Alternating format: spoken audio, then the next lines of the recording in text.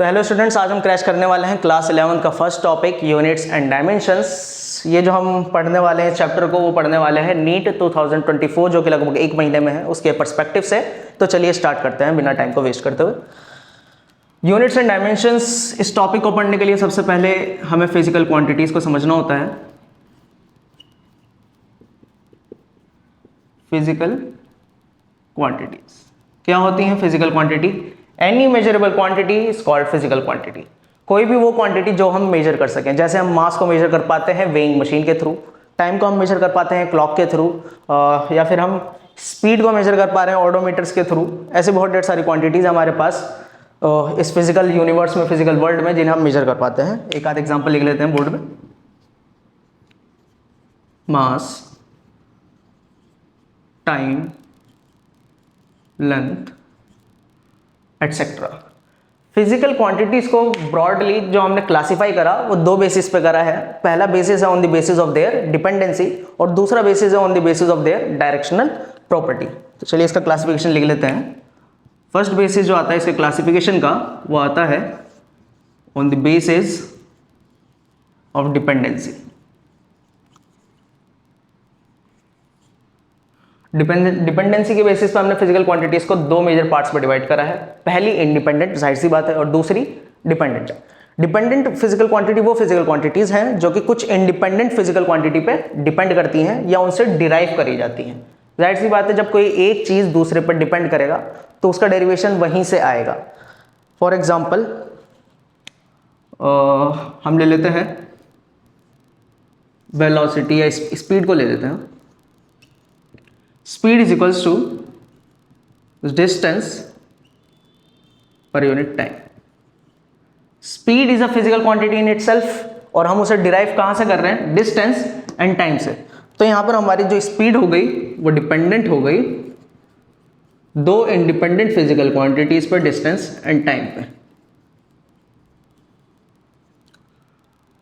तो यहाँ पर जो हमारी इंडिपेंडेंट फिजिकल क्वांटिटीज हैं इन्हें बोला गया fundamental physical quantities.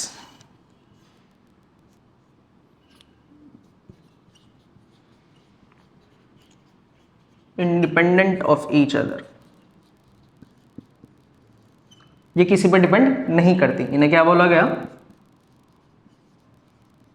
Fundamental physical quantities. और जो डिपेंड करती थी या फिर डिपेंडेंट ऑन, किन पर डिपेंड करती हैं? फंडामेंटल फिजिकल क्वांटिटीज पर।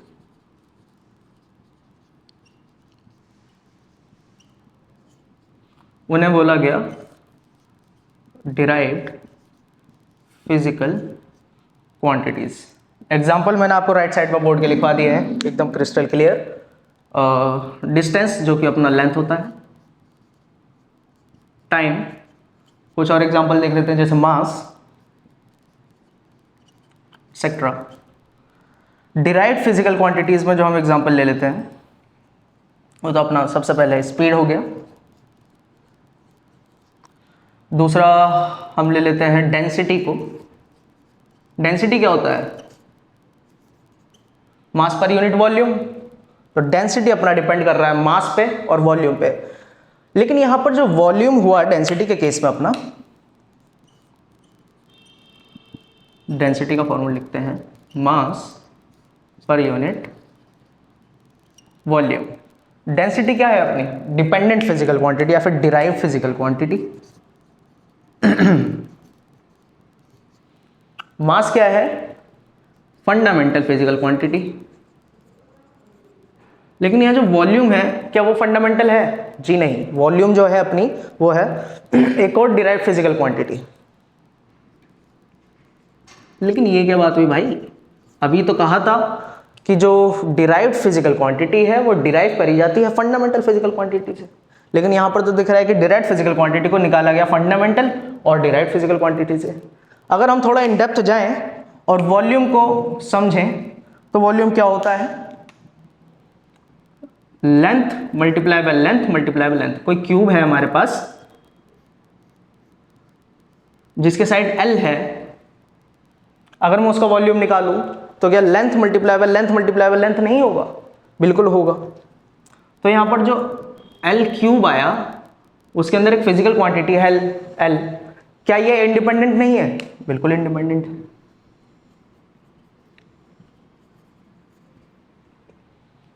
इन इंडिपेंडेंट फिजिकल क्वांटिटी से हमने डिराइव करी एक डिपेंडेंट फिजिकल क्वांटिटी वॉल्यूम, जो कि कहीं ना कहीं इंडिपेंडेंट पे ही डिपेंड कर रही है, और उन दोनों को मिला के, उन दोनों फंडामेंटल्स को मिला के हमने डिराइव्ड फिजिकल क्वांटिटी निकाली। तो यहाँ पर कोई कंफ्यूजन नहीं रखनी है। नेक्स्ट क्लासिफिकेशन के बेसिस की तरफ बढ़ते हैं, जो कि है अपना on the basis of, second classification है अपना on the basis of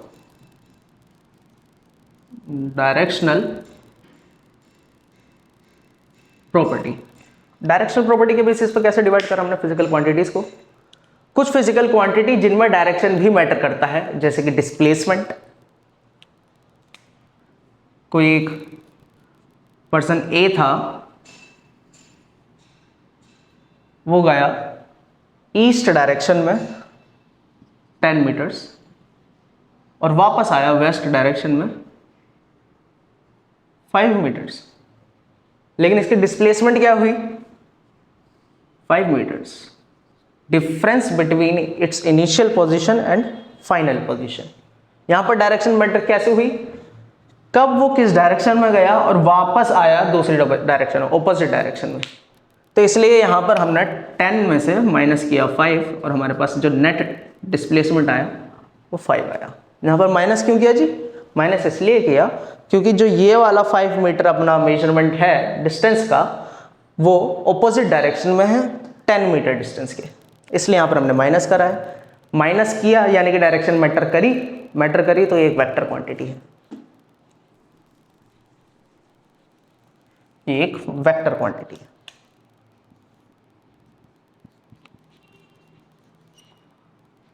vector quantity जिसमें मैग्नीट्यूड एंड डायरेक्शन दोनों मैटर करते हैं। जहां पर डायरेक्शन मैटर नहीं करती उन्हें बोल दिया गया स्केलर्स फिजिकल क्वांटिटी, वहां पर सिर्फ और सिर्फ मैग्नीट्यूड मैटर करता है। स्केलर्स के अगर कोई एग्जांपल देखें तो क्या बनते हैं? स्केलर का एग्जांपल बनता है हमारा मास, टाइम। किसी बॉडी का कुछ मास है, किसी ऑब्जेक्ट का कुछ मास है, तो वहां पर डायरेक्शन मैटर थोड़ी करता है कि मास किस डायरेक्शन में है। मास तो बॉडी का होता है, उसमें कुछ डायरेक्शन तो नहीं होती। टाइम में कोई डायरेक्शन थोड़ी होती है, टाइम तो जस्ट कंटिन्यूसली आगे बढ़ रहा होता है। वेक्टर में एग्जांपल हम लिख लेते हैं, डिस्प्लेसमेंट एंड फोर्स। फोर्स में डायरेक्शन मैटर करती है कैसे? जब एक ऑब्जेक्ट पे एक ट्रॉली है, उस पर मैं फोर्स लगाऊं, अगर फॉरवर्ड की मतलब पुश करूं उसे और सामने से कोई और उसे पुश कर रहा हो, तो वो क्या मूव करेगी? अगर दोनों की फोर्स इक्वल होगी तो वो मूव नहीं करेगी। क्यों मूव नहीं कर रही हो? क्योंकि दोनों की फोर्स लगाने वाली जो एंटिटीज़ हैं उनकी जो डायरेक्शन है वो दोनों ऑपोजिट हैं। यहाँ पर डायरेक्शन मैटर कर रही है, दोनों की ऑपोजिट डायरेक्शन होने की वजह से जो दोनों की फोर्स लगाई हुई हैं वो कैंसिल आउट हो जा रही है एक दूसरे से। इसका स्क्रीनशॉट ले लीजिए, उसके बाद मेरी करते हैं और आगे बढ़ते हैं।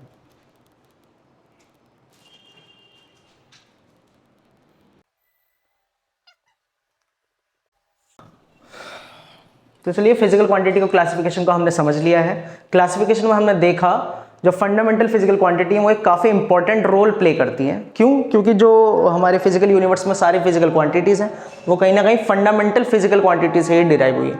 तो उन्हें समझना ज़रूरी है कि कितनी फंडामेंटल फिजिकल क्वांटिटीज़ हैं, क्या उनके नाम हैं, क्या उनकी यूनिट्स हैं, तो उन्हें देख लेते हैं। फंडामेंटल फिजिकल, डिजिकल हो गया भाई, physical quantities. Fundamental physical quantities ज़्यादा नहीं है हमारे पास, सिर्फ और सिर्फ 7 हैं। 7 में जो सबसे फर्स्ट मास ले लेते हैं हम, दूसरी ले लेते हैं length, third is time, then comes temperature, then comes electric current,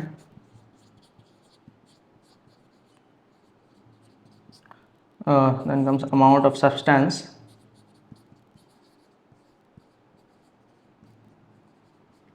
and at last luminous intensity. इंसेंसिटी लिख रहा हूँ मैं भी, स्पेलिंग में नहीं जाना भाई।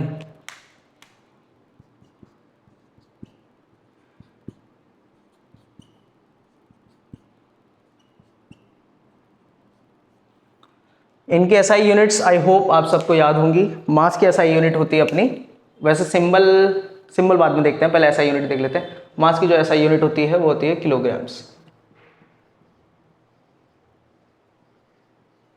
लेंथ की एसआई यूनिट क्या होती है? मीटर्स। टाइम की होती है सेकेंड्स। टेम्परेचर की SI unit kelvin. Electric current की एसआई यूनिट क्या होती है? एम्पियर्स।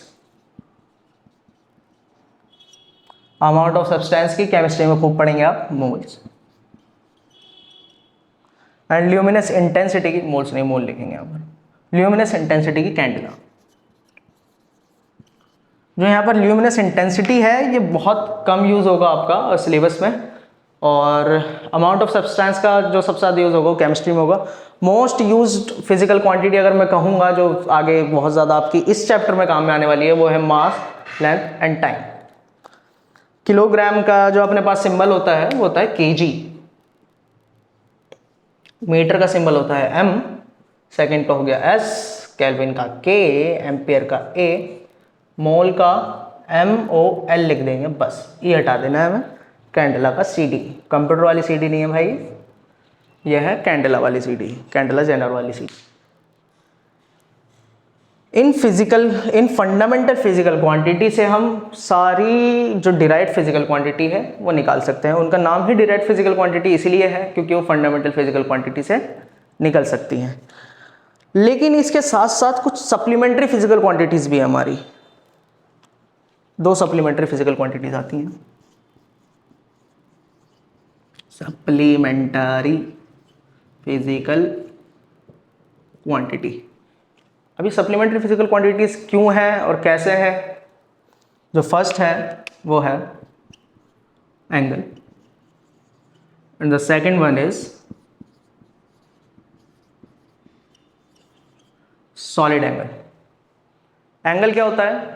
टू डायमेंशनल में जो अपना आर्क और रेडियस का रेशियो होता है किसी भी एक पाई शेप का,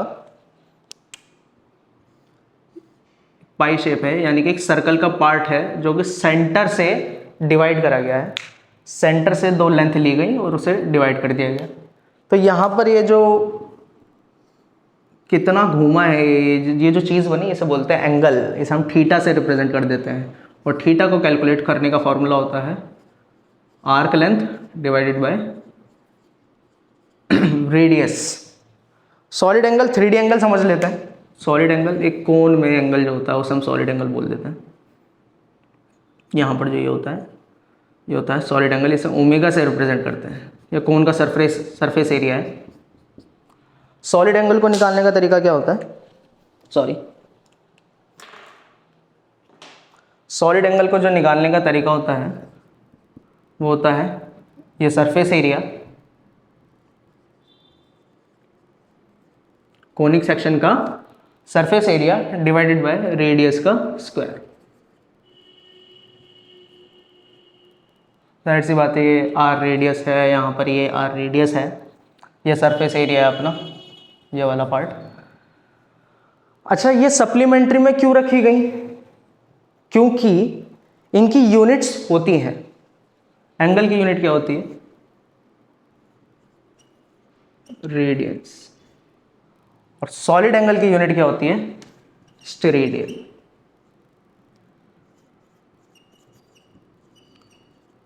इनकी यूनिट्स हैं इसलिए सप्लीमेंट्री में रख दी गई। यूनिट्स तो इनकी भी हैं, kilograms, metre, second, kelvin, ampere, mole, candela. नहीं, सिर्फ ये वजह नहीं है, यूनिट्स हैं लेकिन डायमेंशन नहीं है, इसलिए नहीं सप्लीमेंट्री में रखा गया। डायमेंशन क्यों नहीं है इनकी डायमेंशन इसलिए ये नहीं है क्योंकि यहाँ पर आर्क क्या होता है? आर्क भी एक लेंथ है। रेडियस क्या है? रेडियस भी एक लेंथ है। और length and length length cancel हो गया, तो ये जो फिजिकल क्वांटिटी बन गई ये हो गई डायमेंशन लेस। क्या हो गई? डायमेंशन लेस फिजिकल क्वांटिटी हो गई है।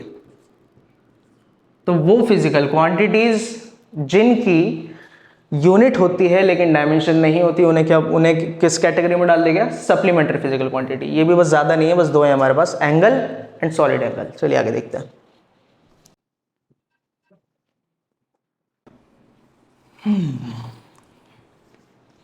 अब फिजिकल क्वांटिटीज को समझने के बाद हमें आना होगा इनके मेजरमेंट पे। फिजिकल क्वांटिटी को मेजर कैसे करते हैं? तो आपने देखा होगा कि जब भी मास को मेजर करा जाता है, मास को जब भी मेजर करा जाएगा तो कैसे लिखा जाएगा? 50 kg। मान लीजिए कुछ ऐसा रिजल्ट आया जिसका न्यूमेरिकल पार्ट था 50, मैग्नीट्यूड था 50 और यूनिट थी kg। यहाँ से जो ये वाला पार्ट है ना, नंबर वाला, इसे हम बोलते हैं मैग्नीट्यूड, इसे बोलते हैं यूनिट। अब क्या है मैग्नीट्यूड और क्या है यूनिट, थोड़ा सा देख लेते हैं। मान लीजिए इस डिस्टेंस को मैंने, या पूरे वर्ल्ड ने मान लिया 1 मीटर। जब हमें कोई और डिस्टेंस दिया जाएगा, जब भी हमें कोई और डिस्टेंस दिया जाएगा, हम उस डिस्टेंस को मेजर करेंगे अपने ये स्टैंडर्ड डिस्टेंस के बेसिस पे। जब भी कोई भी डिस्टेंस दिया जाएगा हमें मेजर करने के लिए, अगर लेंथ दी जाएगी उसे हम मेजर करेंगे अपने एक स्टैंडर्ड लेंथ के बेसिस पे। इससे क्या होगा? कन्फ्यूजन नहीं होगी कभी। तो यहाँ पर अगर मैं मेजर करने लग जाऊँ इसके बेसिस पे, तो 1 मीटर यहाँ तक हो गया एंड अनदर 1 मीटर यहाँ तक हो गया। 1 मीटर हो गया और ये 1 मीटर हो गया। इससे मुझे पता चल गया कि टोटल लेंथ अपनी क्या है, ऊपर की हुई मार्क लाइन की वो है 2 मीटर। यानी कि हमने इस डिस्टेंस को, कुछ एक डिस्टेंस लिया, कुछ एक लेंथ ली, उसको हमने स्टैंडर्ड मान लिया to measure all the physical quantities regarding length. तो ये जो हमने स्टैंडर्ड माना ये है अपना यूनिट, इसे बोला गया यूनिट।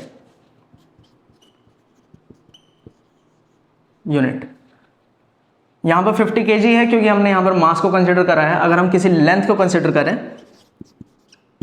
तो उसे कैसे लिखते हैं? मान लीजिए 23 मीटर्स।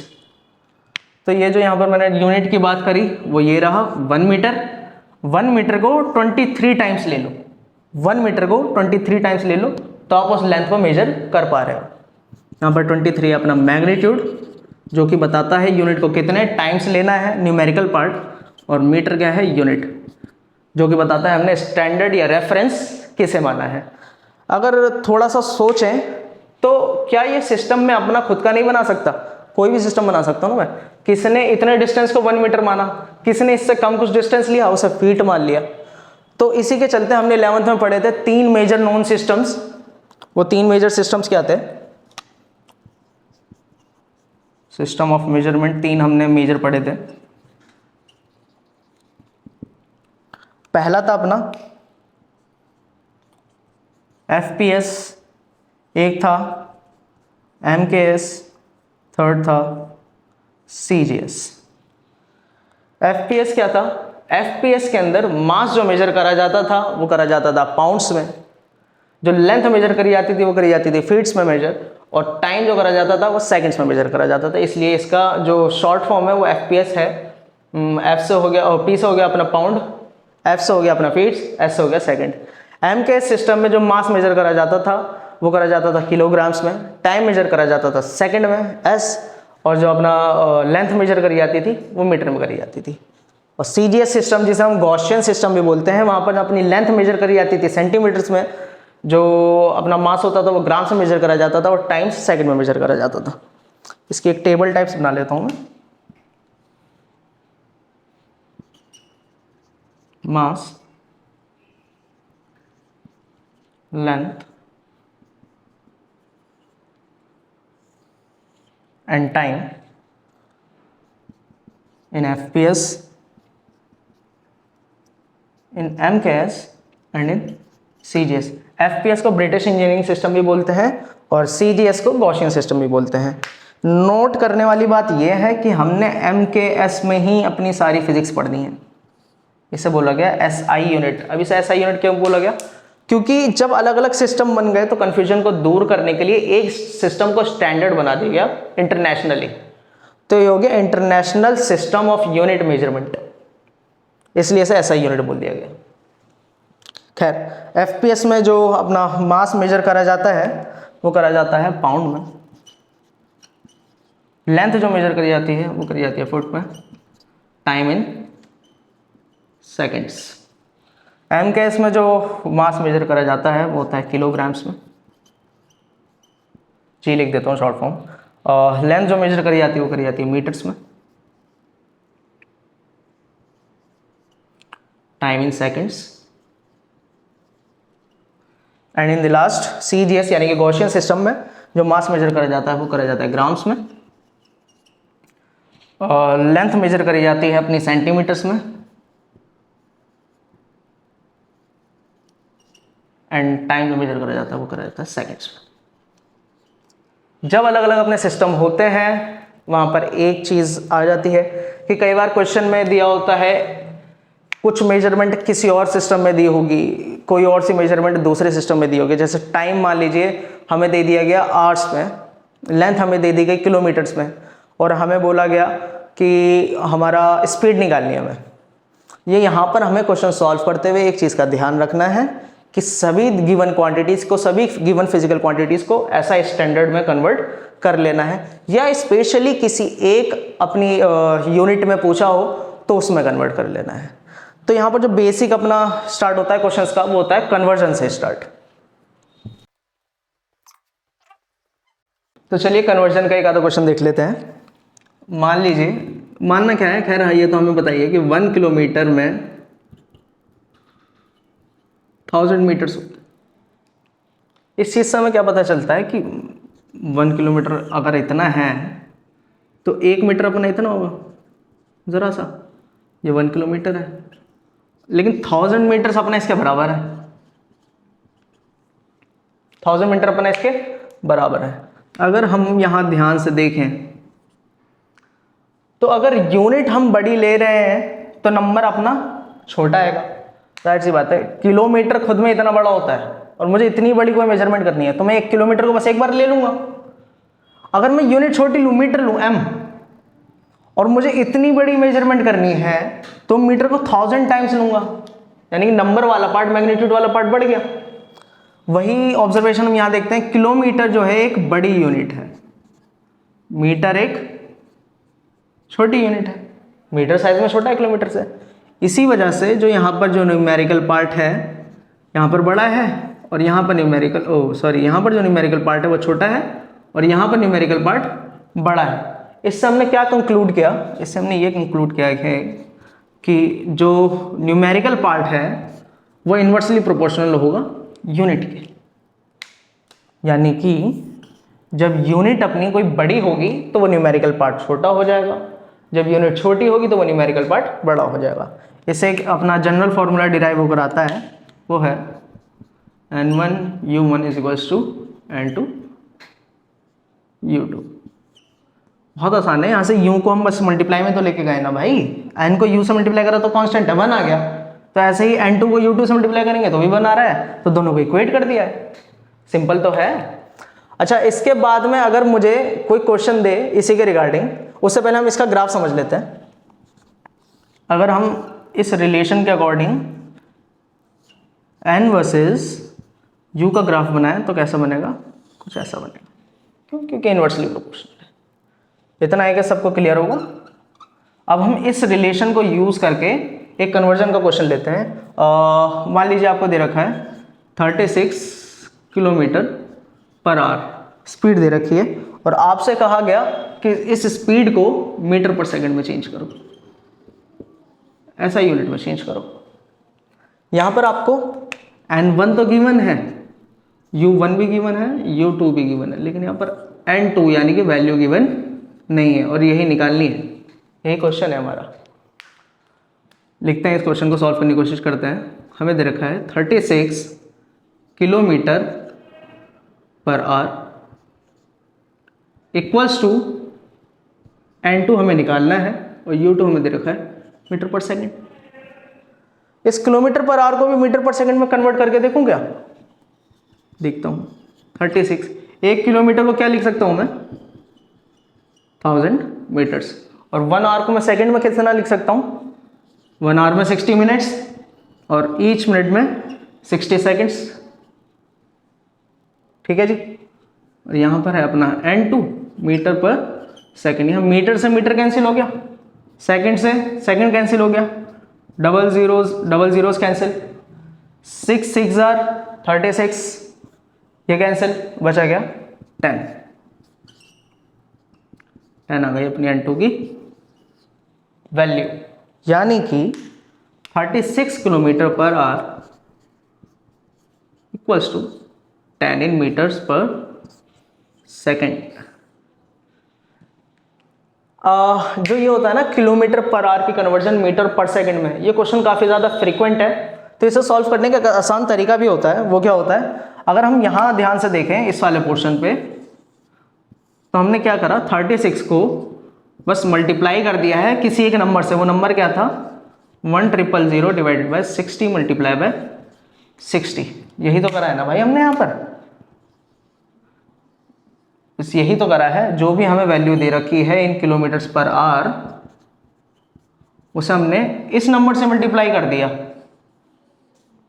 अच्छा, नंबर क्या है, 0 से 00 कैंसिल करते हैं, 6 6 आर 36, इस नंबर को कैलकुलेट कर रहा हूँ मैं, 6 6 आर 36, 5 2 आर 10, 18 2 आर 36, ये आंसर आ गया अपना, 5/18 आ गया नंबर अपना निकल के।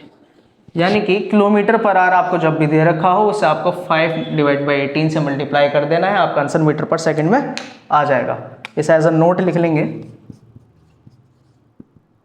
कि जब N1 अपना किलोमीटर पर आवर में दे रखा हो, तो उसे हम मल्टीप्लाई कर देंगे 5/18 से, तो हमारा पूरा आंसर जो आएगा वो आएगा मीटर पर सेकंड में। चलिए आगे बढ़ते हैं। तो चलिए कन्वर्जन का हम एक और क्वेश्चन देख लेते हैं। ये क्वेश्चन भी सिंपल है। इसमें कहा गया कि 1 न्यूटन को CGS सिस्टम में चेंज करो। 1 न्यूटन को, जो कि MKS सिस्टम में होता है, उसे CGS सिस्टम में चेंज करो। अच्छा, न्यूटन की यूनिट क्या होती है, मैग्नीट्यूड तो हमें दे रखा है 1, न्यूटन की यूनिट क्या होती है, kg मीटर पर सेकेंड स्क्वायर, ये अपनी न्यूटन की यूनिट हो गई। CGS सिस्टम में N2 हमें पता नहीं है क्या है, N1 U1 लिख लेता हूँ मैं इसे ऊपर, N1 U1 गिवन है, N2 निकालना है और U2 भी गिवन है। U2 का गिवन है CGS सिस्टम में। CGS सिस्टम में साइड सी बात है क्या होगी, ग्राम सेंटीमीटर पर सेकेंड स्क्वायर, ग्राम सेंटीमीटर पर सेकेंड स्क्वायर। इसका कन्वर्जन हमें करके दिखाना है, सिंपल है। 1 को ऐसे ही छोड़ देते हैं, कोई बात नहीं। kg का क्या आ जाएगा, 1000 ग्राम्स, मीटर की जगह पे क्या आ जाएगा, 100 सेंटीमीटर। उसमें कन्वर्ट करना है ना भाई, सेकेंड स्क्वायर को सेकेंड स्क्वायर छोड़ देते हैं। N2 हमें निकालना है ग्राम सेंटीमीटर पर सेकेंड स्क्वायर। सेकेंड स्क्वायर से सेकेंड स्क्वायर कैंसिल, सेंटीमीटर से सेंटीमीटर कैंसिल, ग्राम से ग्राम्स कैंसिल। तो N2 की वैल्यू अपनी एट लास्ट क्या आ गई, N2 की वैल्यू अपनी एट लास्ट क्या आ गई, 1000 मल्टीप्लाई बाय 100, यानी कि 10⁵5। यानी कि 1 न्यूटन को अगर CGS में लिखना हो तो मैं लिख सकता हूँ 10⁵5। और CGS में जो यूनिट है ना, ग्राम सेंटीमीटर पर सेकेंड स्क्वायर, इसे बोलते हैं डाइन, इसका सिंबल होता है D। 1 न्यूटन इक्वल्स टू होता है 10⁵5 टाइम के। इसे याद रखना है, ये जनरल है और आई होप आप लोगों को ये पहले से याद भी होगा।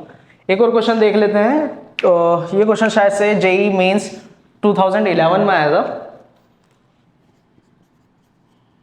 मीन्स 2011 का क्वेश्चन है। इस क्वेश्चन में हमसे जो पूछा गया था वो ये था कुछ की डेंसिटी गिवन थी एक सब्सटेंस की, वो थी 4 ग्राम पर सेंटीमीटर क्यूब। ये डेंसिटी हमें CGS में गिवन थी और हमें एक न्यू सिस्टम दिया गया था, न्यू सिस्टम ऑफ यूनिट दिया गया था। उस न्यू सिस्टम में कुछ ऐसे क्वेश्चन था। न्यू सिस्टम में बोला गया था कि जो लेंथ की यूनिट है वो है 10 सेंटीमीटर्स, लेंथ की यूनिट हमें दे दी गई 10 सेंटीमीटर्स, और बोला गया जो मास की यूनिट है वो है 100 ग्राम्स। हमसे बोला गया कि डेंसिटी फाइंड आउट करनी है हमें न्यू सिस्टम में। डेंसिटी इन न्यू सिस्टम, ये था अपना क्वेश्चन। जब डेंसिटी इन न्यू सिस्टम पूछी गई तो हमने देखा कि हमें N1 गिवन है, हमें U1 गिवन है, हमें N2 निकालना है और हमें U2 भी गिवन है भाई, हमें U2 भी गिवन है। तो इसे अपने फॉर्मूला में पुट करते हैं। N1 अपना है 4, U1 अपना है ग्राम पर सेंटीमीटर क्यूब, N2 को N ले लेते हैं और U2 अपना क्या गिवन है 10 सेंटीमीटर अपॉन 100 ग्राम। उल्टा लिख दिया मैंने।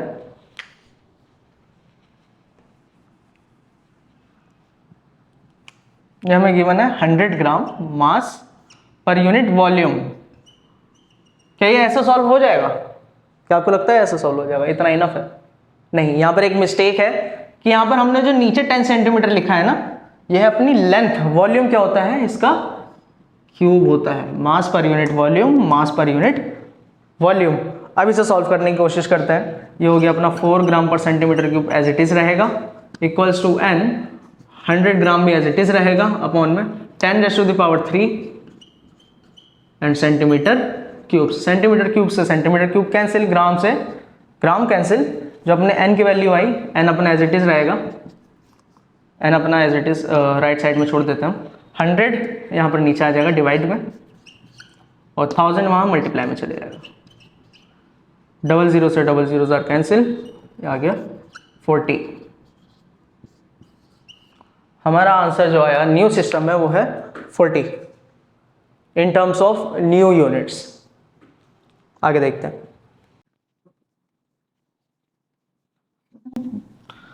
तो स्टूडेंट्स हमारा यूनिट्स वाला पार्ट जो है वो लगभग कवर हो गया है। तो चलिए आगे बढ़ते हैं हम डायमेंशंस की तरफ।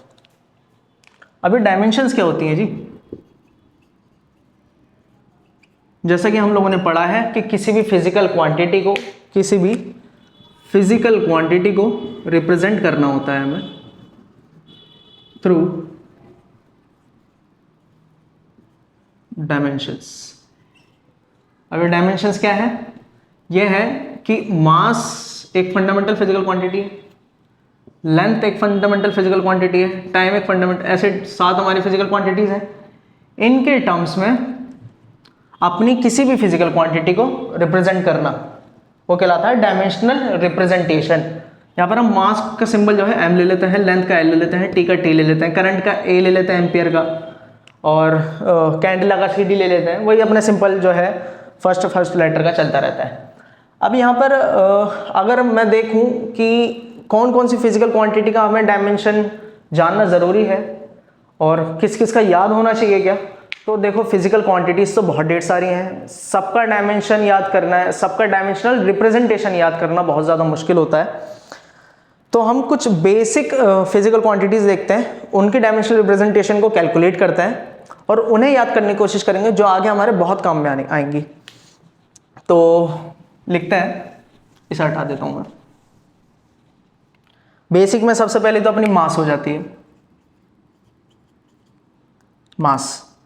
मास की अगर मैं डायमेंशनल रिप्रेजेंटेशन लिखूं तो क्या किसी से डिराइव हुआ है क्या? ये नहीं हुआ भाई, किसी डिराइव नहीं हुआ, कि बस m रह जाएगा और इसे स्क्वायर ब्रैकेट्स के अंदर लगा देते हैं।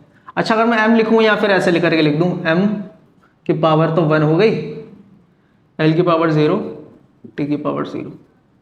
यहाँ पर इसका मतलब ये होता है कि मास के लिए जो मास की डायमेंशन है वो 1 है, लेंथ की डायमेंशन है 0, टाइम की डायमेंशन है 0। यहाँ पर लेंथ और टाइम मैटर नहीं कर रहे, सिर्फ और सिर्फ मास मैटर कर रहा है। तो इससे मैं अगर ऐसे लिखूं तो वही बेटर है, अपना टाइम भी बचेगा और हमें कंपटीशन में तो टाइम ही की ज़्यादा कमी होती है, टाइम से ही हमें सॉल्व करना है। तो सिर्फ ऐसे जल्दी से लिख देना बेटर है अपना सॉल्व करने के लिए। मास के बाद लेंथ देख लेते हैं, लेंथ के बाद टाइम देख लेते हैं। तीनों पहले फंडामेंटल देख लेते हैं अपनी बेसिक। लेंथ को ऐसे सिंपल L लिख देंगे, टाइम को सिंपल T लिख देंगे। अगर इसके बाद मैं पूछूं कि वेलोसिटी का क्या होता है डायमेंशनल रिप्रेजेंटेशन, तो तो वो कुछ ऐसे लिखेंगे कि अगर कोई भी पूछ लेना वेलोसिटी का क्या होता है, कहाँ पर कोई क्वेश्चन में आ जाए, तो सबसे पहले हमें सोचना है कि वेलोसिटी का फॉर्मूला क्या होता है। वेलोसिटी का फॉर्मूला होता है जी displacement per unit time. Displacement क्या है भाई? डिस्प्लेसमेंट अपनी लेंथ ही तो है, टाइम क्या है अपना टी ही तो है। तो क्या dimensional formula L T raise to the power -1 नहीं हो गया? क्या dimensional formula L T raise to the power -1 नहीं हो गया? यहाँ पर एल की डायमेंशन 0 है और एल की डायमेंशन 1 है और टाइम की डायमेंशन है -1। आई होप ये आपको क्लियर होगा। इसी के साथ साथ हम कुछ और भी फिजिकल क्वांटिटीज देख सकते हैं। वेलोसिटी के बाद एक्सेलरेशन देखते हैं। यहां तक हमें वेलोसिटी का क्लियर हो गया, लेंथ पर यूनिट टाइम, डिस्टेंस पर यूनिट टाइम।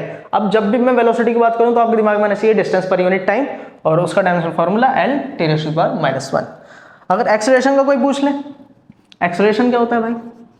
एक्सेलरेशन होता है वेलोसिटी पर यूनिट टाइम, यही तो होता है, change in velocity per unit time. Velocity per unit time, velocity का डायमेंशनल फॉर्मूला हमें पता है L T raise to the power -1, इसे टाइम से दोबारा डिवाइड कर दिया तो इसकी डायमेंशन जाके t में -2 हो गई। अब t की पावर 1 थी, ऊपर जाके और माइनस हुई, -1 हो गई -2। आई होप ये भी आपको क्लियर होगा। इसके बाद में कुछ और डायमेंशंस देखते हैं हम। वेलोसिटी, एक्सेलरेशन, इसके बाद में फोर्स ले लेते हैं। फोर्स भी काफ़ी ज़्यादा फ्रीक्वेंट यूज होगी हमारी। फोर्स का फॉर्मूला क्या होता है? Mass multiply by acceleration. Mass का डायमेंशन हमें पता है क्या होता है? m। अगर मैं उस m डायमेंशन को मल्टीप्लाई कर दूं एक्सेलरेशन की डायमेंशन जो कि हमने अभी निकाली l T raise to the power -2 से, तो क्या बन गया? m l t -2। सिंपल, इसकी डायमेंशनल रिप्रेजेंटेशन भी सिंपल है। यानी कि किसी भी फिजिकल क्वांटिटी की डायमेंशनल रिप्रेजेंटेशन या डायमेंशनल फॉर्मूला निकालने के लिए हमें उसका फॉर्मूला थोड़ा बहुत पता होना चाहिए। अगर हमें फॉर्मूला पता है तो हम बहुत ही आसानी से, बहुत ही जल्दी उसकी डायमेंशनल रिप्रेजेंटेशन लिख सकते हैं। फोर्स के बाद एक और एग्जांपल ले लेते हैं, एनर्जी या फिर वर्क डन। इसकी क्या होगी? वर्क डन क्या होता है? फोर्स इनटू डिस्प्लेसमेंट, यही तो होता है वर्क डन। फोर्स की हमने ऊपर निकाल दी mlt -2। अगर मैं इसको मल्टीप्लाई कर दूंगा डिस्प्लेसमेंट से जो कि एक लेंथ है, तो अपने पास डायमेंशनल फॉर्मूला इसका क्या आ जाएगा? m l2 t -2। As simple as that. एक और चलिए, एक और फिजिकल क्वांटिटी देख लेते हैं अपनी, पावर देख लेते हैं। पावर का फॉर्मूला क्या होता है? वर्क डन पर यूनिट टाइम, वर्क डन पर यूनिट टाइम, यानी कि आपने यूनिट टाइम में कितना वर्क करा। भाई अगर हमें फॉर्मूला पता है तो वर्क डन का हम यहां से याद करेंगे कि डायमेंशनल रिप्रेजेंटेशन क्या था। बाय चांस वर्क डन का डायमेंशनल रिप्रेजेंटेशन याद नहीं आया तो हम थोड़ा सा और बैक ट्रैक करेंगे, हम देखेंगे कि वर्क डन क्या था, वो था force multiply by displacement. Displacement का तो 100% याद ही रहेगा, एल है। फोर्स का भी याद ही रहता है, mlt raise to the power -2, क्योंकि हमें फोर्स की जो है ना यूनिट भी याद रहती है, kg मीटर पर सेकंड स्क्वायर। kg के लिए m आ गया मास के लिए, मीटर के लिए यानी कि लेंथ के लिए l आ गया, पर सेकंड स्क्वायर के लिए t raise to the power -2 आ गया। वहां से हम निकालेंगे, डिस्प्लेसमेंट से मल्टीप्लाई करेंगे और हमारे पास वर्क डन का आ जाएगा। वर्क डन का हम यहाँ पुट करेंगे ml2 t raise to the power -2 divide by t, और ये अपना बन गया ml2 t raise to the power -3। ये कुछ बेसिक फिजिकल क्वांटिटीज थी जिनकी डायमेंशनल रिप्रेजेंटेशन, जिनका डायमेंशनल फॉर्मूला आपको आना चाहिए। आगे देखते हैं कि इनका कैसे कहाँ यूज कर सकते हैं और इनके रिगार्डिंग, इनके रिलेटिंग में क्या हमारे पास क्वेश्चन आए थे प्रीवियस ईयर्स में, नीट में। तो अब हम इन डायमेंशंस से रिलेटेड ही कुछ पास्ट ईयर क्वेश्चन देखते हैं। मेरे पास कुछ क्वेश्चन मैंने निकाल रखे हैं। एक क्वेश्चन है अपना नीट 2020 का, ये क्वेश्चन है डायमेंशंस ऑफ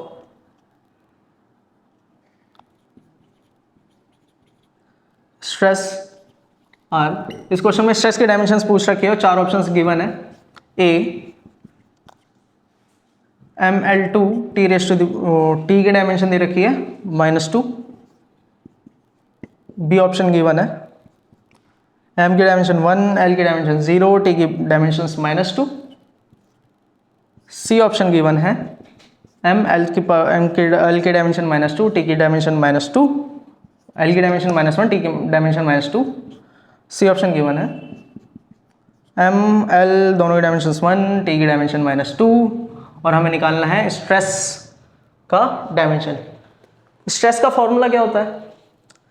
वैसे तो आप लोगों को याद होना चाहिए, आप 11th और 12th पास होकर यहाँ पर आए हैं, लेकिन फिर भी अगर आपको याद नहीं है तो कोई घबराने की ज़रूरत नहीं है। इसी क्रैश कोर्स में आगे आपको और लेक्चर्स में फार्मूलाज की रिवीजन होती रहेगी, तो आपको वो माइंड में रखने हैं, याद करने हैं, एक जगह पे नोट डाउन करने हैं। डायमेंशंस के क्वेश्चन आपसे तभी हो पाएंगे जब आपका फॉर्मूलाज याद होंगे। एटलीस्ट आपका फॉर्मूला या बेसिक कॉन्सेप्ट तो पता हो कि कैसे आया। जैसे यहाँ पर जो है अपना स्ट्रेस कैसे आता है, और मैं स्ट्रेस पूछूं तो कैसे आता है? स्ट्रेस अपना होता है फोर्स पर यूनिट एरिया, यही तो होता है स्ट्रेस। अगर हमें इतना भी पता है तो अपना आंसर हो जाएगा। फोर्स का अपना क्या होता है? ml t-2, ये अपना फोर्स का डायमेंशन फॉर्मूला हो गया। और एरिया क्या क्या होता है? लेंथ मल्टीप्लाई बाय ब्रेड्थ करते हैं ना एरिया के लिए, तो दोनों लेंथ हो गई, तो l⁻² हो गया। l2 पावर ऊपर जाके माइनस में हो गई, 1 - 2 हो गया, l की पावर -1 और t की पावर -2। ये आ गया अपना स्ट्रेस का डायमेंशन फॉर्मूला। यहाँ पर m की डायमेंशन क्या है 1, l की डायमेंशन क्या है -1 और t की डायमेंशन क्या है -2। तो अपना करेक्ट ऑप्शन हो गया अपना इसमें सी। ये क्वेश्चन था आपका नीट 2020 का। नीट 2020 का ही था ना? हाँ जी, नीट 2020 का क्वेश्चन। हमारे पास एक और क्वेश्चन है, वो है नीट 2022 का। वो क्वेश्चन तो बहुत आसान है, मैंने आपको अभी स्टार्टिंग में उस क्वेश्चन के बारे में बताया भी, उस क्वेश्चन से रिलेटेड मैंने कॉन्सेप्ट बताया भी था आपको।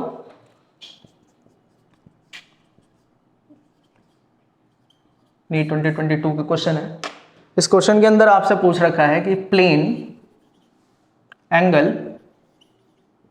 एंड सॉलिड एंगल है। अच्छा, प्लेन एंगल सॉलिड एंगल के बारे में पूछ रहा है। ओके, ए ऑप्शन इसमें दे रखा है कि have units but no dimension.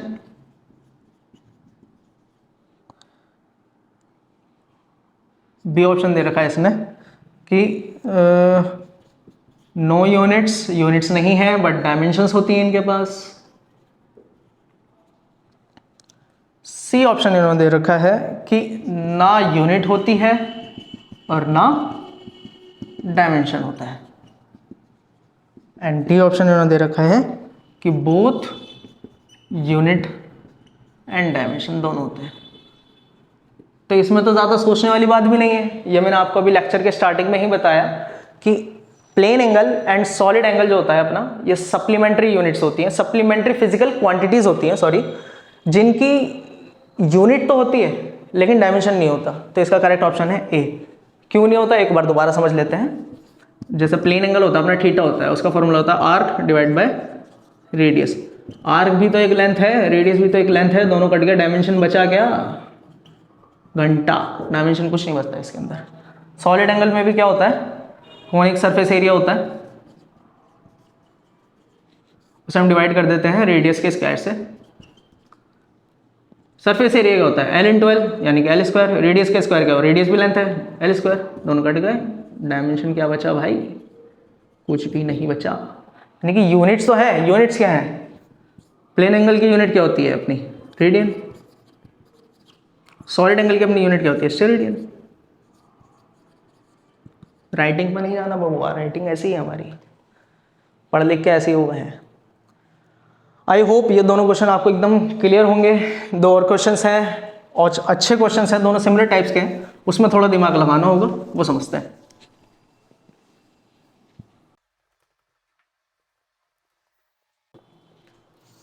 ये क्वेश्चन है अपना नीट 2021 का।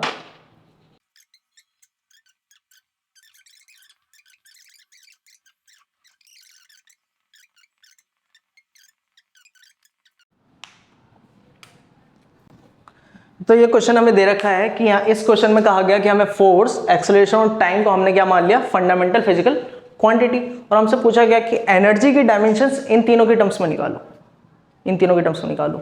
भाई इन क्वेश्चंस को करने के लिए जो है ना, सबसे पहले हमें जो फंडामेंटल माना है उनकी और जिसे निकालना है उनकी बेसिक जो डायमेंशनल रिप्रेजेंटेशन है, डायमेंशनल फॉर्मूला है वो आना चाहिए। लिख लेते हैं बोर्ड पे इनका बेसिक डायमेंशनल फॉर्मूला। जैसे एनर्जी का क्या होता है, एनर्जी का होता है mL2T-2, और किस किस के टर्म्स में निकालना है, फोर्स के टर्म्स में निकालना है। इक्वल्स टू लिखना गलत होगा यहाँ पर, फोर्स के टर्म्स में निकालना है।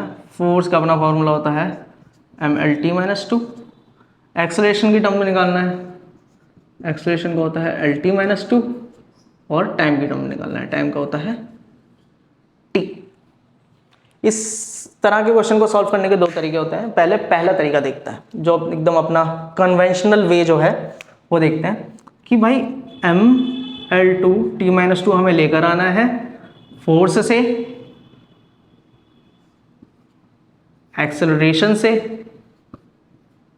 और टाइम से। यही तो कहा गया कि फोर्स, एक्सेलरेशन और टाइम्स की टर्म्स में निकालो। ये तो मैंने यहाँ पर लिख रखे हैं कि फोर्स का क्या होता है, एक्सेलरेशन का क्या होता है और टाइम का क्या होता है। तो मैं इसकी जो डायमेंशन है वो अल्फा मान लेता हूँ, इसकी डायमेंशन बीटा मान लेता हूँ, इसकी डायमेंशन गामा मान लेता हूँ। फोर्स की जगह पे फोर्स की डायमेंशन लिख लेते हैं, mL2 होल की डायमेंशन अल्फा हो गई, L2 की डायमेंशन बीटा हो गई, और T की डायमेंशन हो गई गामा। थोड़ा सा अगर हम इसे और एक्सपेंड करें तो ये बनता है m की डायमेंशन अल्फा, L की डायमेंशन अल्फा, T की डायमेंशन -2 अल्फा, L की डायमेंशन बीटा, T की डायमेंशन -2 बीटा, और T की डायमेंशन गामा। अगर मैं अब लेफ्ट हैंड साइड और राइट हैंड साइड को कंपेयर करूं तो क्या पता चलता है मुझे कि यहाँ पर तो m की पावर 1 है और यहाँ पर m की पावर अल्फा है, और ये दोनों इक्वल है, इक्वल करनी है हमें। तो मैं इसे ऐसे लिखता हूँ, m की पावर 1 इज m की पावर अल्फा। दोनों की पावर्स कंपेयर करी, हमारे पास आ गया अल्फा इज 1। ठीक है जी, लेंथ का कंपैरिजन करके देखते हैं। लेफ्ट हैंड साइड में लेंथ की पावर लेंथ की डायमेंशन 2 दे रखी है, और यहाँ पर लेंथ की डायमेंशंस L की पावर अल्फा, L की पावर बीटा, दोनों को मल्टीप्लाई करा तो हो जाएंगे प्लस L की power alpha plus beta, 2 is alpha plus beta हो गया। पावर कंपेयर करने के बाद इससे हमें पता चलता है यहाँ पर अल्फा की पावर 1 है तो यहाँ पुट कर देंगे 1 प्लस बीटा, 1 प्लस बीटा, यहाँ से अपनी बीटा आ गया 1, क्योंकि 1 यहाँ पर माइनस हो गया। हम पे अल्फ़ा मिल गया हमें, बीटा मिल गया हमें, तो अल्फ़ा की पावर 1 फोर्स की पावर 1 यानी कि अल्फ़ा की जगह पे 1 तो सब में ही है। बीटा यानी कि एक्सेलरेशन की पावर 1 इन तीनों में है, यानी सबसे ऊपर वाला तो अपना हो जाता है रिजेक्ट। अब यहाँ पर हम टाइम को कंपेयर कर लेते हैं। टाइम को कंपेयर करेंगे तो यहाँ पर टाइम है अपना -2, और राइट हैंड साइड पर टाइम अपना क्या क्या है, -2 अल्फ़ा, मल्टीप्लाई करेंगे तो प्लस होगा, -2 बीटा, उसे फिर से गामा से मल्टीप्लाई करेंगे तो प्लस होगा, प्लस गामा। अपने पास ये लंबी चौड़ी इक्वेशन बन के आ जाती है। इस इक्वेशन को लिख लेते हैं नीचे, दोनों की पावर को कंपेयर करने के बाद -2 अल्फ़ा, -2 बीटा प्लस गामा। इतना क्लियर है आई होप।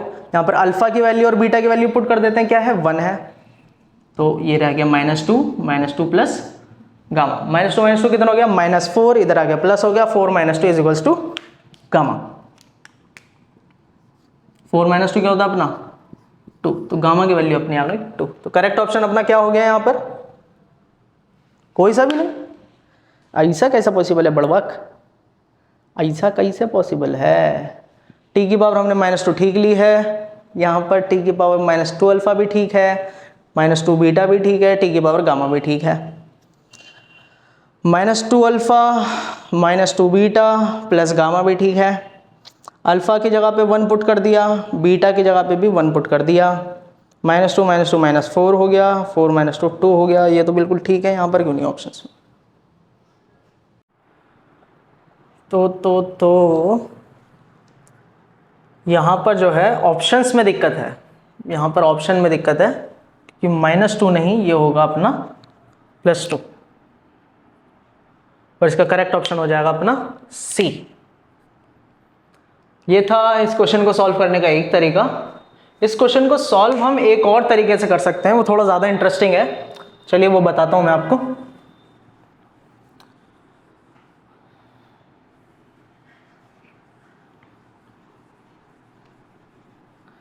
हमें पता है कि हमें एनर्जी की जो डायमेंशनल फॉर्मूला है उसके अंदर एक एम चाहिए। एक एम हमें कहाँ से मिल रहा है? फोर्स से, सिर्फ और सिर्फ फोर्स से मिल रहा है मैम। इसका मतलब जब हम उसे एक्सेलरेशन या टाइम से मल्टीप्लाई करके डिवाइड करके कुछ भी करके उस एम को खत्म नहीं कर सकते। इससे हम क्या डिड्यूस कर सकते हैं कि हमें एक फोर्स तो चाहिए ही चाहिए और सिर्फ एक ही चाहिए फोर्स। तो यहाँ पर अल्फा की वैल्यू ऑटोमेटिकली 1 हो जाती है। यहाँ पर हमें तो सब में खैर एक ही फोर्स है, तो यहाँ से अभी हम कोई सा ऑप्शन एलिमिनेट नहीं कर सकते। तो जब हमने एक फोर्स ले ली तो अपने पास जो इस टाइम पे रिजल्टेंट डायमेंशनल फॉर्मूला इस टाइम पे जो करंटली है वो है mlt-2। अब यहाँ पर क्या प्रॉब्लम आ रही है कि हमारे पास तो फोर्स है mlt-2 आया, हमें चाहिए क्या? एनर्जी का ml2t-2। ध्यान रखना है कि हमने एक फोर्स ले ली है, हमें L को भी बनाना है 2। अब ये L कहाँ से मिलेगा मुझे? T में तो L है नहीं, तो L मिलेगा मुझे एक्सेलरेशन से।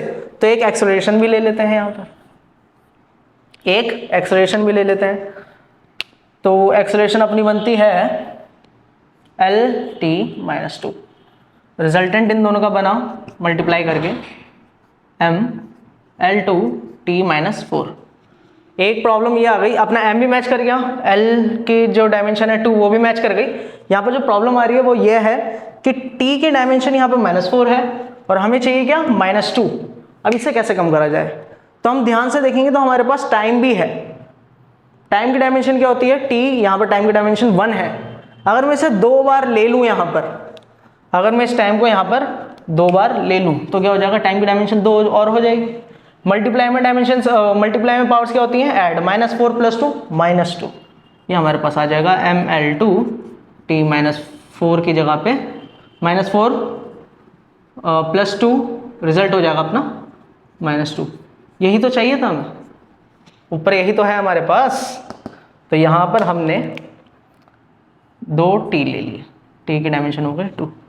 तो अगर हम यहाँ से भी देखें तो हमारा आंसर C ही आ रहा है। ये थोड़ी बेटर अप्रोच थी इस क्वेश्चन को सॉल्व करने की, एक शॉर्ट अप्रोच थी। इसी तरह का एक और क्वेश्चन है हमारे पास, चलिए वो करते हैं।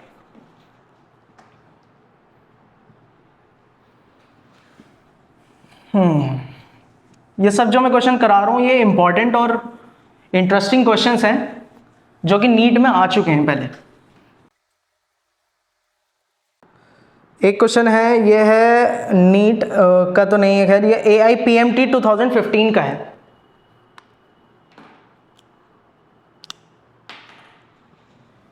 AIPMT 2015 का क्वेश्चन कहता है कि इस क्वेश्चन में जैसे पिछले क्वेश्चन में भी हमने कुछ फिजिकल क्वांटिटीज को फंडामेंटल मान लिया था, यहाँ पर हमने एनर्जी को, वेलोसिटी को और टाइम को फंडामेंटल माना है।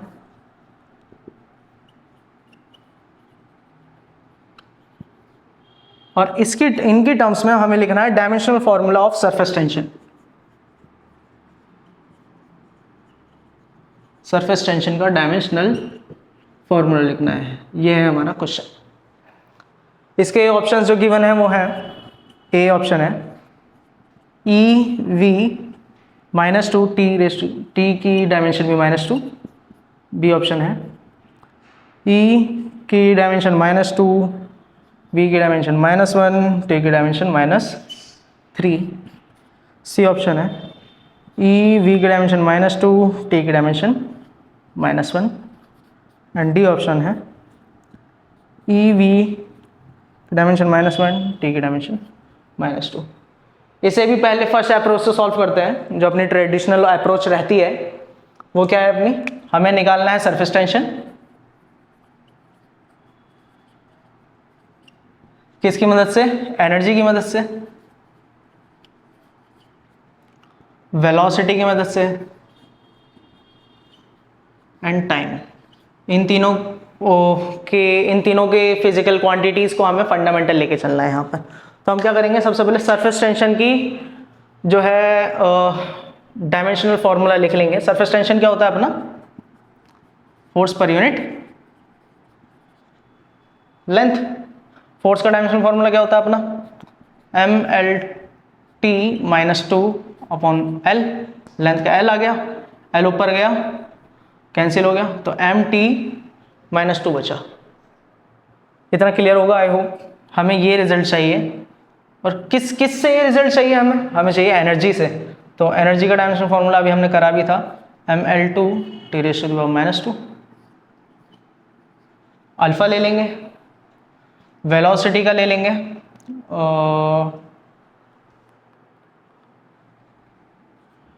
L⁻⁻1, इसका ले लेंगे हम बीटा, एंड टाइम को ले लेंगे, इसका ले लेंगे हम गामा। इसके अंदर भी वही अप्रोच रखनी है स्टार्टिंग में सेम, क्योंकि हम पहला वाला मेथड यूज़ कर रहे हैं। यहाँ पर m एक ही है और यहाँ पर भी m एक ही है, दोनों की पावर को कंपेयर करा तो अल्फा हमें डायरेक्टली मिल गया यहाँ पर 1, अल्फा इक्वल्स टू 1।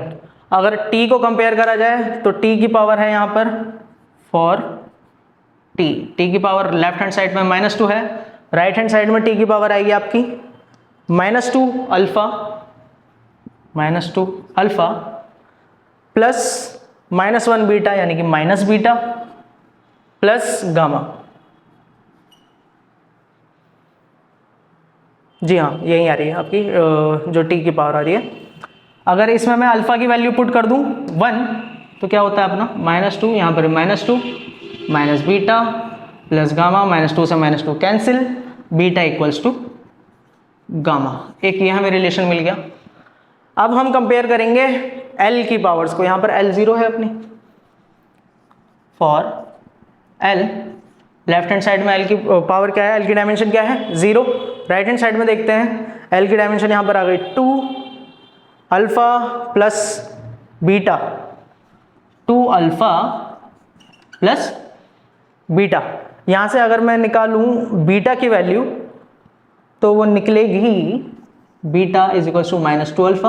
अल्फा की जहाँ पे 1 पुट कर देंगे तो -2 रह जाएगा, तो बीटा अपना आ गया -2।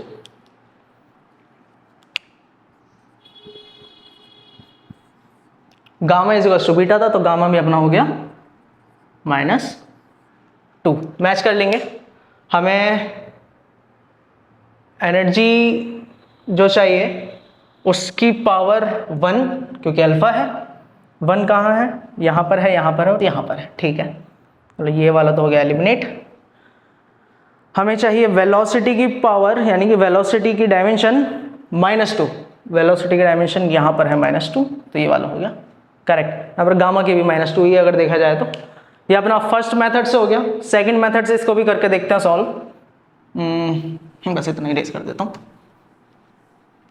सेकंड मेथड से अगर हम सोच के देखें तो हमें रिजल्ट में चाहिए 1 m, और 1 m वही है यहाँ पर जो हमें एनर्जी से मिल रहा है। तो यानी एनर्जी तो हमें एक रखनी ही रखनी है, एनर्जी तो हमें एक ही रखनी है, क्योंकि अगर एक से ज़्यादा ले ली तो जो हमारे पास एक्स्ट्रा एम आ जाएंगे उसे हम कैंसिल नहीं कर पाएंगे। अब अगर हम जब हमने एनर्जी एक ले ली तो हमारे पास जो रिजल्टेंट आता है वो आता है mL2t-2। एनर्जी एक ली, यानी कि अल्फा एक हमने अभी मान लिया है, तो यहाँ पर अपना बस यही डायमेंशन बचता है ना, अभी उन दोनों को हमने कंसिडर नहीं करा। m L की डायमेंशन 2, t की डायमेंशन -2। अब मुझे क्या चाहिए, मुझे L को करना है 0। L को 0 में कैसे कर सकता हूँ, L को 0 में कैसे कर सकता हूँ, L को 0 में कैसे कर सकता हूँ। L की पावर यहाँ पर 2 है और मुझे ये तो मैंने ले ही लिया है एनर्जी। वेलोसिटी में भी L है, वेलोसिटी में भी L है। अगर मैं यहाँ पर वेलोसिटी डिवाइड कर दूँ 2 बार, वेलोसिटी मल्टीप्लाई वेलोसिटी अगर मैं यहाँ पर डिवाइड कर दूँ तो अपना L कैंसिल हो जाएगा, बिल्कुल हो जाएगा। तो यहाँ पर डिवाइड कर देते हैं, यानी कि यहाँ पर मैं अपॉन में ले लेता हूँ वेलोसिटी के डायमेंशंस। तो यहाँ पर क्या आ जाएगा, L t की डायमेंशन -1, होल की डायमेंशन आ गई 2। तो यहाँ पर हमारे पास आ गया ml2 t dimension -2, L2 t की डायमेंशन -2। L2 से L2 कैंसिल हो गया, बट यहाँ पर t की डायमेंशन -2 से t की डायमेंशन -2 भी कैंसिल हो गया। अपने पास रिजल्टेंट फिलहाल जो है वो सिर्फ और सिर्फ m है। हमें क्या चाहिए? t की डायमेंशन -2 भी चाहिए। मिल जाएगी भाई। अपने पास टाइम में जो है सिर्फ और सिर्फ t है, वहाँ पर 2 बार टाइम से डिवाइड कर देते हैं, तो यहाँ पर क्या आ जाएगा? t की डायमेंशन -2, रिजल्टेंट आ गई अपनी, सॉरी t की डायमेंशन 2, रिजल्टेंट आ गई ऊपर जाके -2। यहाँ पर हमने t से भी डिवाइड करा, यानी कि ये जो हमारे पास आंसर बना है, कुछ गड़बड़ कर दी मैंने। अच्छा, यहाँ पर 2 लिए ना, तो यहाँ पर v की भी डायमेंशन 2 आएगी, ऊपर जाके वो हो जाएगी -2 और t के ऊपर जाके हो जाएगी -2, क्योंकि यहाँ पर हमने t भी 2 बार लिया ना, ऊपर जाके -2 हो जाएगी। अपने पास जो आंसर आया वो आया e, v की डायमेंशन -2 और t की डायमेंशन -2। इनके टर्म्स में हमने लिख लिया सक्सेसफुली, सेम आंसर है अपना, मैच करता है। इस तरह से हमें इन क्वेश्चंस को, जहाँ पर हम फंडामेंटल क्वांटिटी कोई और फिजिकल क्वांटिटी मान लें और हमें किसी और फिजिकल क्वांटिटी का डायमेंशनल फार्मूला मांगा जाए, तो हम इस तरह से इसे इन क्वेश्चंस को अप्रोच करेंगे। आई होप आपको समझ में आया होगा। आगे बढ़ते हैं। एक क्वेश्चन और है हमारे पास नीट 2021 का। क्वेश्चन सिंपल है, बट एक न्यू था इसके अंदर कुछ कॉन्सेप्ट, इसलिए मैं करवा रहा हूँ। नीट 2021 का क्वेश्चन है। इसके अंदर अपने को E दे रखा है एनर्जी, G दे रखा है gravitational constant. Okay,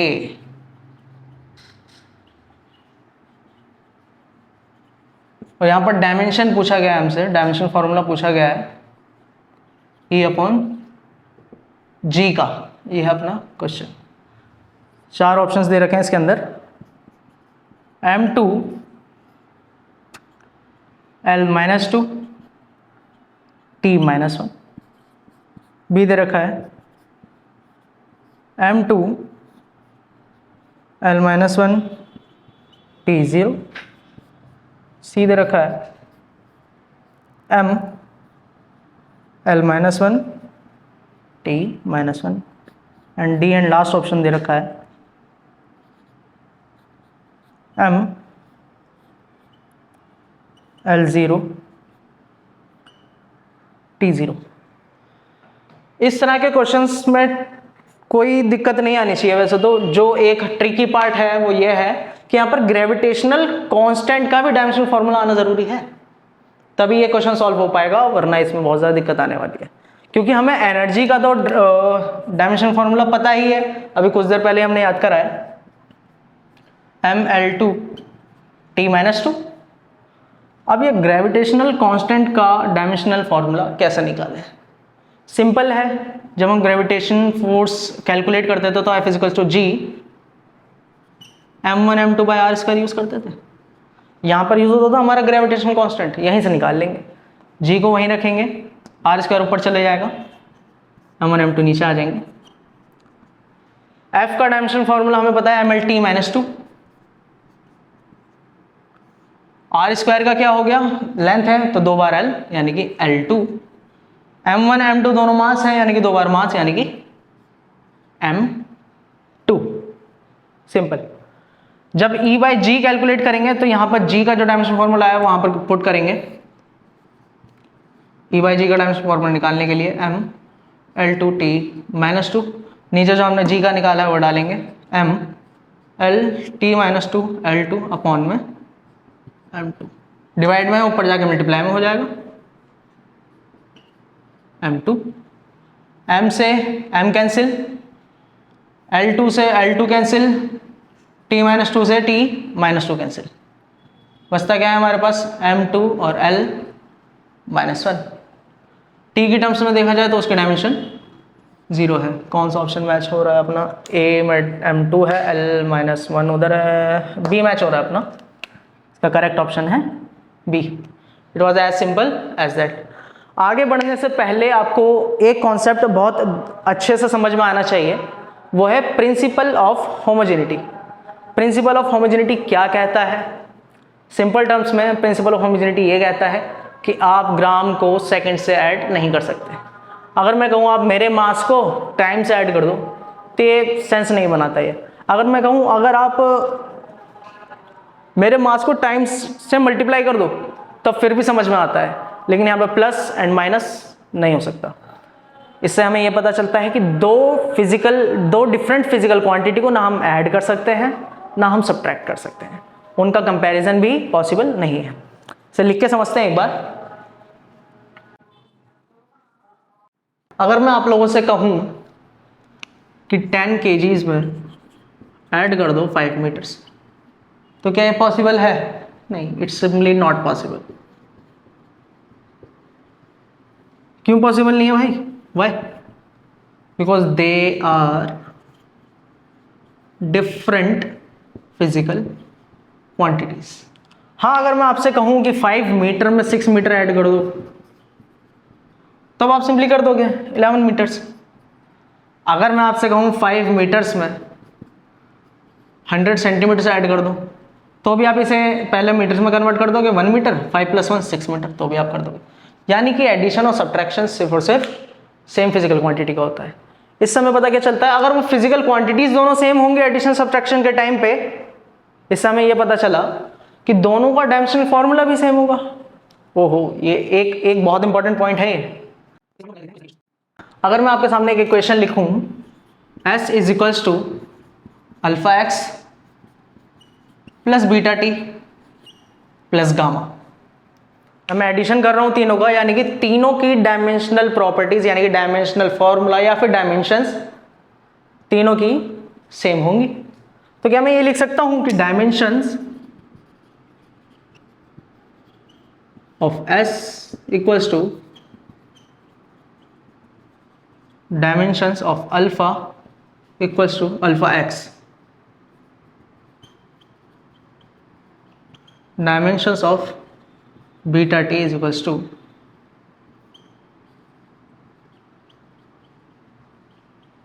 dimensions of gamma.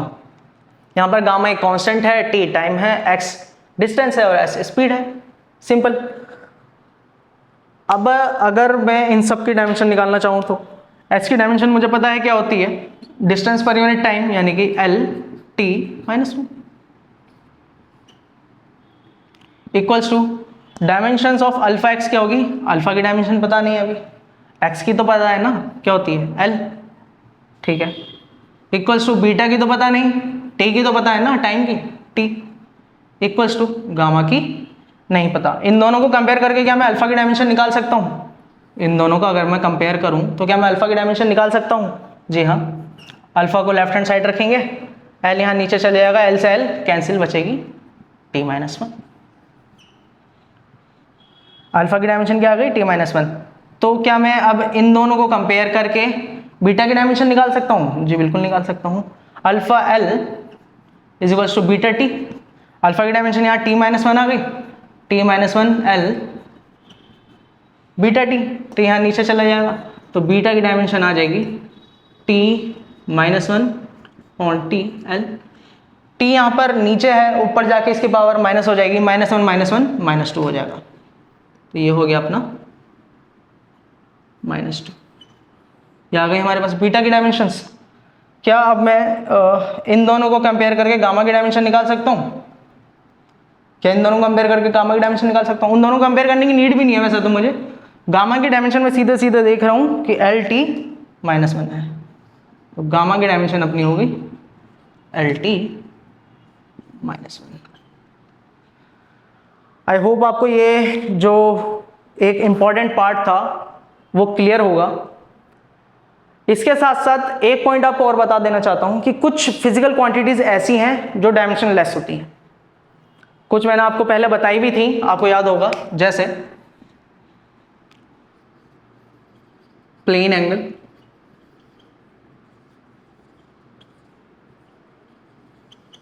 Solid angle. Reason भी बताया था, लेंथ से लेंथ कैंसिल हो जाती है, एरिया से एरिया कैंसिल हो जाता है। इसी तरह से और होती है एफिशिएंसी, किसी काम को कितने बेटर तरीके से आप, कितने बेटर वे में आप कर पा रहे हैं, वो एफिशिएंसी होती है, डायमेंशन लेस होती है। इसके बाद में ट्राइगोनोमेट्रिक फंक्शंस, शॉर्ट फॉर्म में लिख देता हूँ ट्राइगोनोमेट्रिक फंक्शंस जैसे कि sine theta, cos theta, tan theta, ये सब होते हैं डायमेंशन लेस। क्यों? क्योंकि थीटा क्या एंगल, इसकी कोई डायमेंशन तो है नहीं। साइन कॉस टेन इनकी भी कोई डायमेंशन होती नहीं है। इसके बाद में आता है अपना एक्सपोनेंशियल फंक्शंस। एक्सपोनेंट आपको जहां पर भी दिख जाए e, उसके ऊपर चाहे कुछ भी हो, ये क्या होगा? Dimension less. कुछ और आप एग्जांपल अगर लें तो मैग्निफिकेशन। मैग्निफिकेशन क्या होता है भाई? इमेज साइज का रेशो ही तो होता है। इमेज साइज पहली, फिर इमेज साइज न्यू वाली, दोनों का रेशो होगा, दोनों की जो भी डायमेंशन होंगी इमेज के साइज की, यानी कि लेंथ में एल से एल कैंसिल हो जाएगा, तो ये डायमेंशन लेस हो जाएगी। और refractive index, for the same reason refractive index की डायमेंशन भी क्या हो जाती है? डायमेंशन लेस हो जाता है रिफ्रैक्टिव इंडेक्स भी। और स्ट्रेन ले लेते हैं। स्ट्रेन क्या होता है हमारा? Change in length per unit length, यानी कि delta L divide by L. तो ये भी क्या होता है? Dimension less. ये बहुत ज़्यादा इंपॉर्टेंट पॉइंट है, कभी कभार इसके डायरेक्ट क्वेश्चंस भी आ जाते हैं। डायमेंशन लेस फिजिकल क्वांटिटीज, कभी कभार इसके डायरेक्ट क्वेश्चंस भी आ जाते हैं। तो आपको ये चीज़ें याद होनी चाहिए कि क्या क्या फिजिकल क्वांटिटीज डायमेंशन लेस होती है। ये वैसे तो याद करने की नीड भी नहीं होती है, हमें वैसे ही याद रहता है कि प्लेन एंगल क्या होगा भाई, सब कट जाएगा तो डायमेंशन तो बचेगी नहीं। एक चीज़ और रह गई जो डायमेंशन लेस होती है, वो होता है कुछ इस तरह के प्योर नंबर्स। जैसे कि अगर मैं पूछूं kinetic energy is equals to half mv², यहाँ पर डायमेंशन कौन डिसाइड कर रहा है? m and v²। यहाँ पर हाफ का कोई रोल नहीं है, जो कि क्या है? एक प्योर नंबर, प्योरली नंबर है, सिर्फ और सिर्फ एक नंबर है, ना कोई कांस्टेंट है ना कुछ है, इसकी कोई डायमेंशन नहीं होती, नो डायमेंशंस, नो डायमेंशंस। इससे रिलेटेड कुछ क्वेश्चंस करते हैं, चलिए।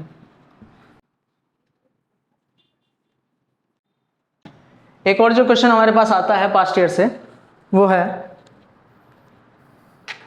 The dimensions of physical quantity x in the equation is given by, मतलब डायमेंशन पूछी इन्होंने x की और इक्वेशन दे रखी है f is equals to force is equals to x upon under root density. क्या ये क्वेश्चन आसान नहीं है? बिल्कुल आसान है। यहाँ पर हमें क्या करना है? f की हमें पता है डायमेंशंस क्या होती हैं, mlt -2। x की हमें निकालनी है, डेंसिटी की हमें पता है क्या होती है, अंडर रूट है ही तो अंडर रूट लगा दिया। डेंसिटी क्या होती है? मास पर यूनिट वॉल्यूम, यानी कि मास m per unit volume. Volume क्या होता है? साइड मल्टीप्लाई साइड, यानी कि l की पावर 3। l को डिवाइड से ना ले जाके ऊपर ले आऊँ तो l की पावर -3 हो गया जी।